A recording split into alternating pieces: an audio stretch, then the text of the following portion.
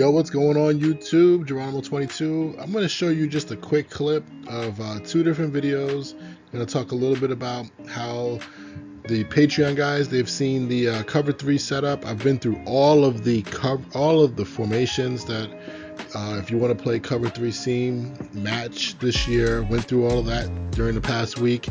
Got about pretty much a video a day. And then I'm going to start the cover 4 series. I wasn't going to do it, but I feel like cover 4 does have a place. So I'm going to start with the formations that you can run cover 4 quarters against, I feel like. And I'm going to show you a little bit of that video right now so you guys get a little bit of an understanding of, you know, the same stuff we've always been doing. Guys who've been rocking with me know how I do my videos. I use the NFL coach approach. I basically teach you as you're one of my players, go through examples, whatnot, show you routes. But this year, those guys over in the Patreon, I'm giving it to them raw. I'm making mistakes in my videos. The reason why is I want to get those videos out as soon as possible to you. I don't want it to be delayed. I want you to get the information. You can absorb it a little bit every single day.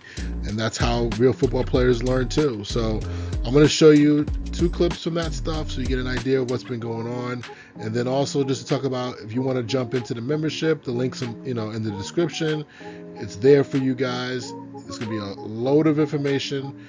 Jump on that. And then on top of that, if you want to get to the higher membership, if you want to upgrade to the coordinator meeting room, it's called the coordinator meeting room. Basically, I'm going to give you guys more strategic evaluation of what's going on. If you want to use your scheme, let me know what your scheme is. I'll watch video and stuff like that.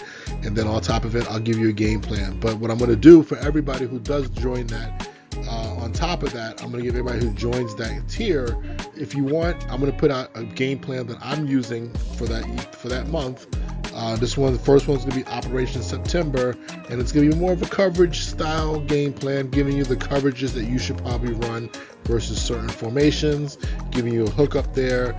And I'm going to be using those when you watch my games here in September. I'm going to be playing with that type of style of defense. So if it's not working, you're going to know, right? If you know if it's a user problem or you know if it's a scheme problem. So that'll be available for the guys in the upper tier, Operation September. And then the guys in the upper tier, just so you know, that's only a limited spots, man. I'm not going to have too many of those guys because I need to be able to focus on you guys and everything and your individual goals. So I want to make sure there's not too many guys. So anyway, let's just jump into these videos, cover 3 seam, and then a little bit of cover quarters against 2x2, just to show you what's going on over there. And then I'll talk to you guys later in the next video. We'll be jumping back onto them hidden gems pretty soon. All right, man. All right, guys, so we got 2x2, spread 2x2 versus 3 seam. So spread 2x2, let's define what that is quickly. Basically, when the receivers are wide splits from each other. So you have about maybe more than 5 yards, okay? As you look at it, your outside receivers would definitely be outside the numbers, and your slot receivers would be inside the numbers, okay? So that's what we see here. So we have a tight end and a flanker on the right-hand side. There you see how much space they have between them, and we have a slot and an X, what we call receiver on the left-hand side, okay? There's a lot of space. The counting number system, you need to learn that as well. We start always from the outside in, so the most outside receiver is number 1. If it's a 2x2 formation like this, our number 2 receivers would be the slot and the tight end. And then who is the third receiver? The third eligible receiver to come to play into this is the running back. He's aligned in the backfield, okay?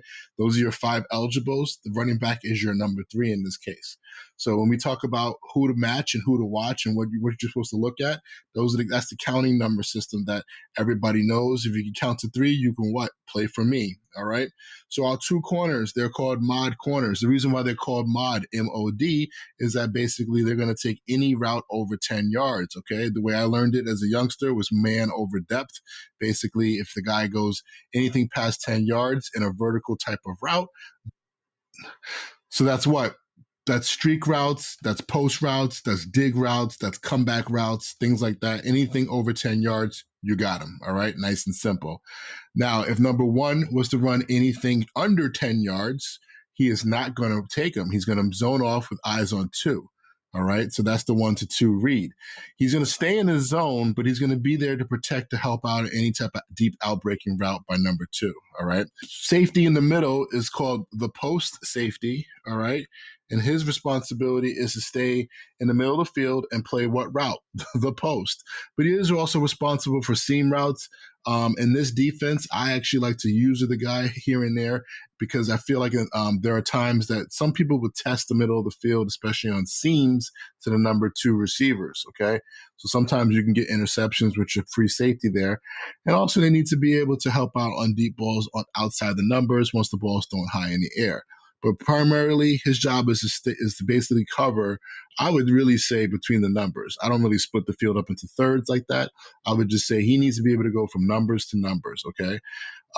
Now, the next players in this defense that are important are the flat defenders. Okay. So the seam flat defenders, these guys are here. In this case, you got your nickel on your left, you got your safety walk down opposite the nickel. So it depends on which side the nickel's on. One of the safeties will come down always away from the passing strength. What's the passing strength? That's always where the 2 wide receivers are, okay, or where there's more wide receivers, okay? So in this case, the passing strength is to the left of screen, and on the right-hand side, we have away from passing strength, all right? That's where the safety will always walk down in 3 seam. To give that nice cover 1, cover shell, we call it a single high shell look. Who are they keying? Let's work from the right side first, okay? This safety right here is keying 2 to 3. So his rules are if 2 goes vertical, I'm going to take him and match him up man to man. What kind of routes are vertical routes? You have seams, you have corners, you have deep digs, things of that nature. Okay. So if 2 goes vertical, it's easy. I got him. I match him. 2 goes to the flat as well. It could be something short. It could be a 5-yard out. It could just be a good old flat route. It could be anything like that. He will match him as well. All right. So we're talking more detail. One general rule as we go through this film is that if 2 goes to the flat, all right, and you buy the guy, you buy him, you match him, you buy him. Let me say that again. One general rule that's always there for seam flat players is that if 2 goes to the flat and you match him, you buy him. Okay. Meaning that if 2 starts to the flat, but then ends up running a different, like a double move route, he runs a wheel, he runs out to the flat, pivots back inside. Most times the match players should stay with him. In Madden, they do a good job on the wheels, maybe not so much on the pivots. Okay. Now, if number 2 goes inside short, under 10 yards, okay, so he runs what? A shallow, he runs a sit down route over the ball. Those are the routes that the strong safety, or in this case, in this picture, the strong safety will now. Guys, I decided to do quarters. I decided to get it in there. I watched somebody play yesterday, and he ran quarters, and it looked really good versus spread 2x2. So this is going to be an unedited video. We're just going to roll with this.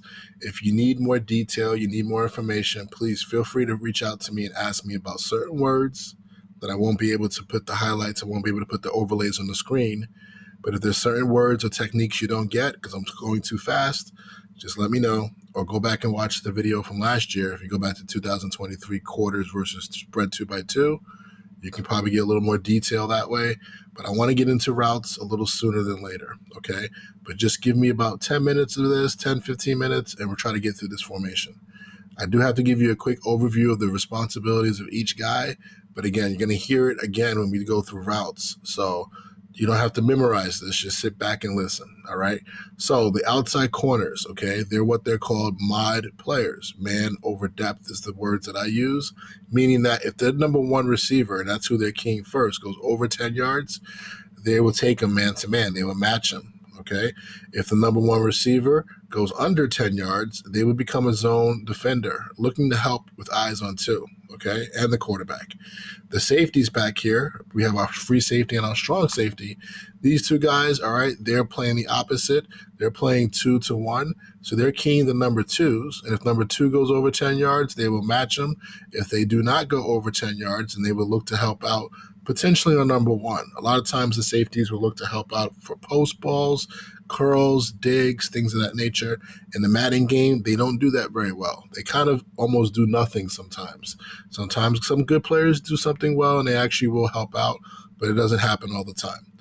Then you have your two flat defenders. Okay, every defense has two flat defenders. We talked about that in cover three. These guys are called quarter flats. So a quarter flat defender, it's similar to a seam flat defender, okay, in that they will take any route of number two that goes outside under 10 yards, okay? So any type of outbreaking route that's like a quick out, it could be a whip. It could be anything like that. All right. They will take that route to the flat. That's their main responsibility. If the route goes over 10 yards, they will actually let it go. Okay. They won't carry it down the field. Why? Because these two safeties above will take the player. Okay. They will now match them for them. And then when that happens, they would become zone defenders and they would essentially become curl flat defenders. Okay.